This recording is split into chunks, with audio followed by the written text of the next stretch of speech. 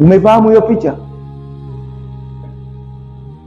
Said Qutb kaandika kitabu kimoja kinaitwa Taswirul Fanni fil Qur'ani al-Karim, michoro ya kisanii katika Qur'ani tukufu. Ya sanaa, sikutuzui usanii kwa maana ya ujanja, na kusudia usanii kwa maana ya uchoraji. Akasema ziko baadhi ya aya kama utatafuta mchoraji achore picha itakuwa na mvuto mkubwa sana.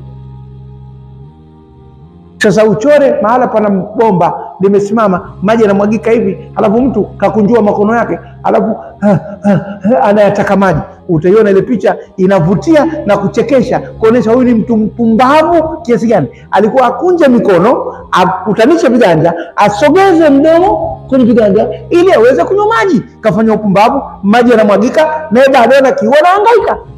Na hii ni taswira inayopatikana kwenye nini? Kwenye aya hii. Umefahamiana? Lakini sasa unakuja kukuta ndio mjadala kwamba picha katika Uislamu zinafaa au hazifai. Kwani hii hapa si picha?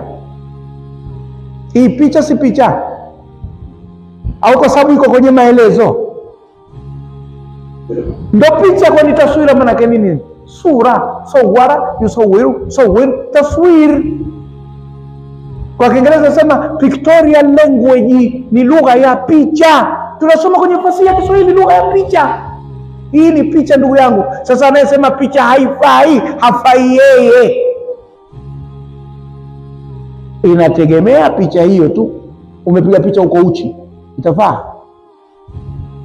Kwa hivyo picha itakuwa na hukumu kama hukumu ya kitu kingine chochote. Ikiwa si ya maslahi, ikiwa ni uharibifu, ikiwa ya jambo la kuhamasisha haramu, itakuwa haramu. Na ikiwa ni ya mbwembwe tu, haina faida yote, inaweza kubaki kwenye mubaha au inaweza kuendelea kuingia kwenye umakruhu.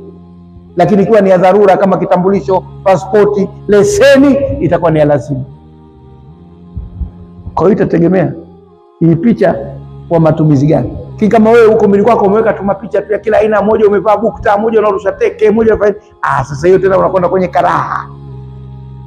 Au umepiga picha za kumbukumbu ya matukio mbalimbali kama umezitia kwenye album, mpaka mtu akija umuoneshe, hapa ilikuwa pahala fulani, hapa nilikwenda London, hapa nilikwenda Saudi Arabia, hapa nilikwenda Maka, nikaija hapa nini, za kumbukumbu. Nani atasema kwa ni haramu?